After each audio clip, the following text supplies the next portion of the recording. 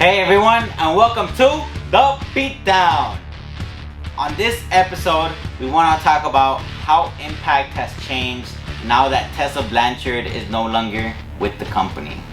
If you ask me, I feel like they kind of tried to straight up replace her with like a mirror image of her, because I continue to believe that Deonna Purrazzo is Tessa Blanchard's replacement.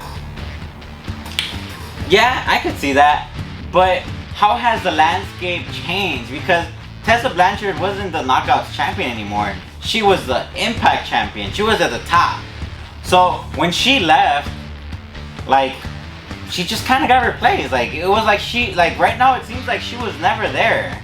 There's no mention of her. You say when she left as if she left willingly, but let's remember, she was fired by Impact Wrestling. That's very true. She was fired because she didn't want to go to the Impact tapings. She didn't want to make promos from home. They told her, it's okay if you don't want to come because of the coronavirus, make some promos at home. Just so that we can keep you in the loop and people don't forget that you're a champion. And supposedly, she didn't send nothing. So, that's really sad. I don't know, like, it's not, of course she's not going to say it's true, right? But, I mean, it sounds pretty accurate, because why wouldn't she send that stuff to them? So, I just feel bad for Impact, because they gave her this awesome platform and they literally put her at the top of the company. And that is how she repaid them. Right. Well, I mean, I wouldn't say they put her at the top, but she definitely worked her way up. She was being featured in these intergender matches, which Eli Drake, I don't know if you guys remember Eli Drake, I kind of miss him. He was a typical LA douchebag on Impact Wrestling. He was let go by Impact because he refused to partake in these intergender matches. But if you look at this guy, Sammy Callahan and Tessa Blanchard, they were in these intergender matches and they went a long way with that. Definitely. I think it was thanks to Sammy that Tessa Blanchard actually did get pushed up to the top, because everyone just liked seeing the chemistry, the hate that Sammy and Tessa had for each other. And people loved it. They did one match where they went up against each other. They did a second match where they went up against each other, and people were just eating it up. People loved seeing these two feud together. And it was just awesome because it wasn't like a straight one-sided match. It was like sometimes Tessa was close to winning, but she lost, and then, you know, when she finally beat Sammy as well. So they had a huge rivalry, and you could tell that they spent a lot of time practicing their moves.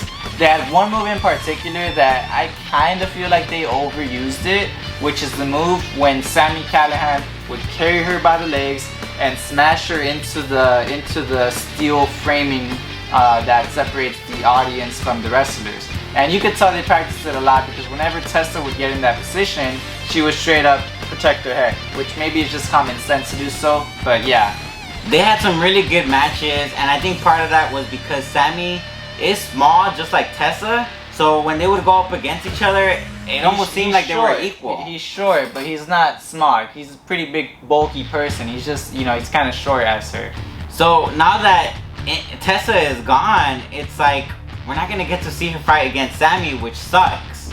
Fortunately, those matches are still available online. I was actually looking them up last week as well, and I was like, damn, I'm so glad I was able to see Tessa Blanchard live. And we attended, we saw her fight a couple of times, but we attended this one live show that wasn't on TV, but I'm pretty sure it's on Impact Plus. I don't remember what it was called, but it was in Anaheim. It was in Santa Ana, I believe, exactly, at the eSports Arena. It was basically like, you know, it was an old school building, retro gaming, where they have like computer tournaments, I guess. But Impact booked it for this event, and that was just such an unforgettable match between Tessa and Sammy Callahan. And I remember being there, and the whole crowd was on their feet. Tessa definitely had a lot going for her.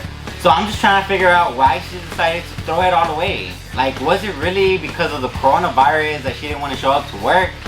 Because others were doing it? Or was she asking for a raise? they didn't want to give it to her. Yeah, there's definitely a lot of questions surrounding why she gave the top spot on Impact.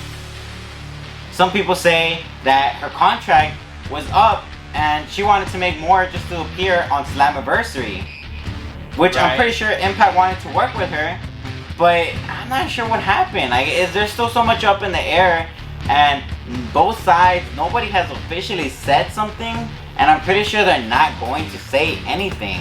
But you gotta remember, Impact had to recreate a new World Championship for the simple fact that Tessa decided she wanted to hold it hostage. There's some rumors that are going around, or basically the person who makes the titles for Impact said that Tessa Blanchard said, I'm not sending you the titles unless you guys pay me. So it's pretty interesting to see how Tessa, like, you know, how her real life persona is. Like, she's greedy, she doesn't care about Impact, like she just is out for herself. And I mean, I guess that goes kind of with the way her character is on screen. But it's just such a slap in the face to Impact Wrestling after the opportunity they gave her to show what she had to the public. She decides to go and do this. And you know, you gotta ask yourself, what's next for Tessa Blanchard? What is her next move? Where is she gonna wrestle?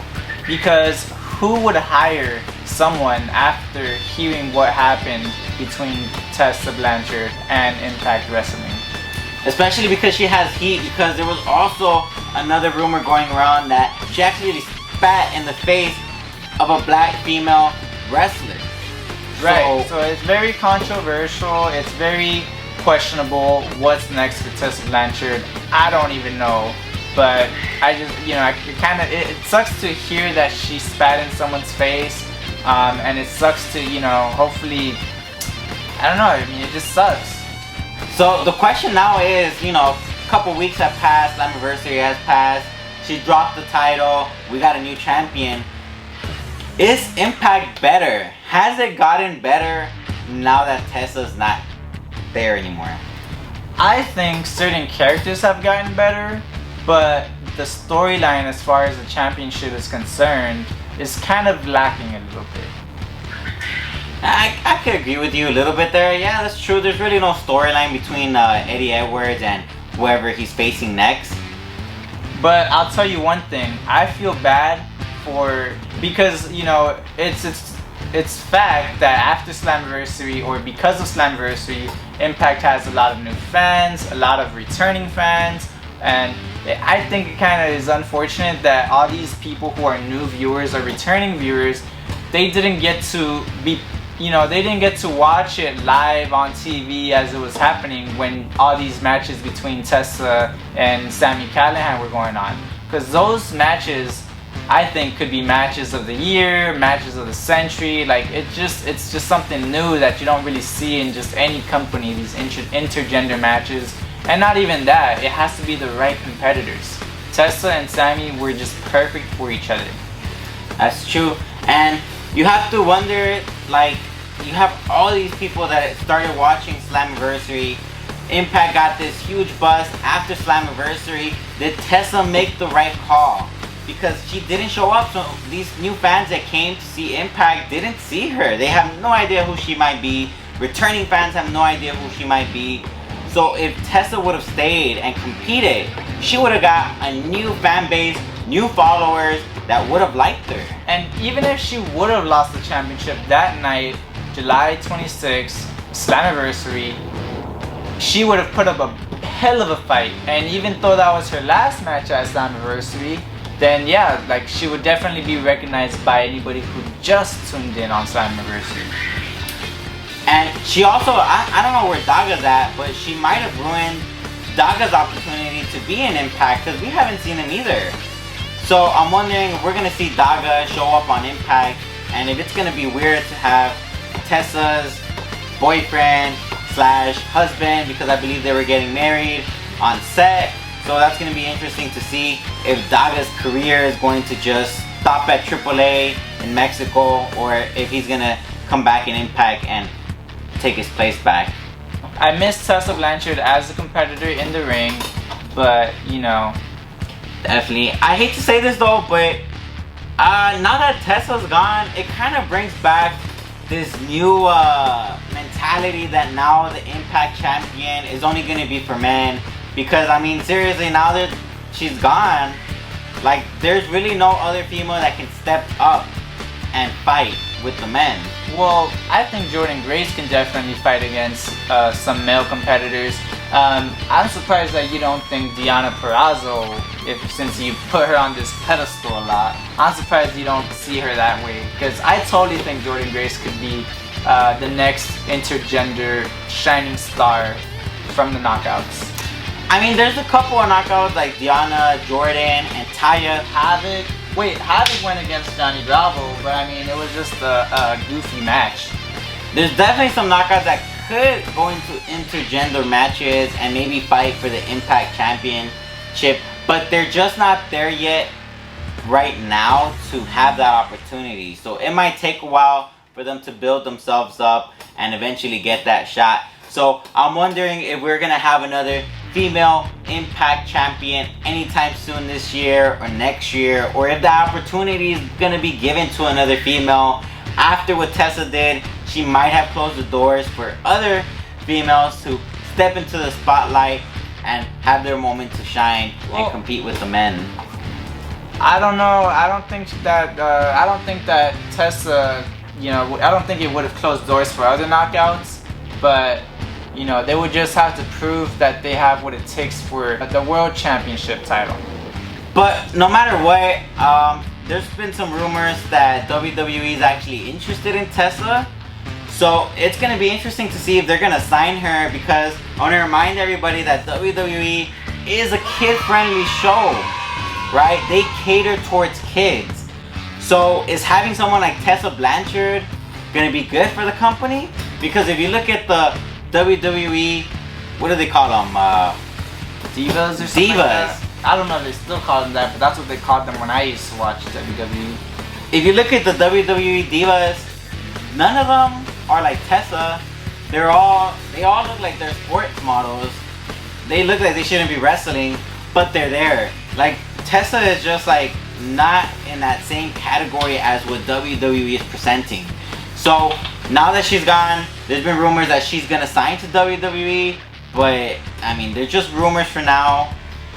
AEW is where her father works in currently, so maybe she might go there because of her father. She might get that door open and that opportunity, which I'm pretty sure she would be happy to take. But it'll be interesting to see where she's gonna end up after Impact Wrestling and what opportunities is she gonna get, because are one of these companies gonna give their prized possession to Tessa just to have them do them dirty like she did with Impact?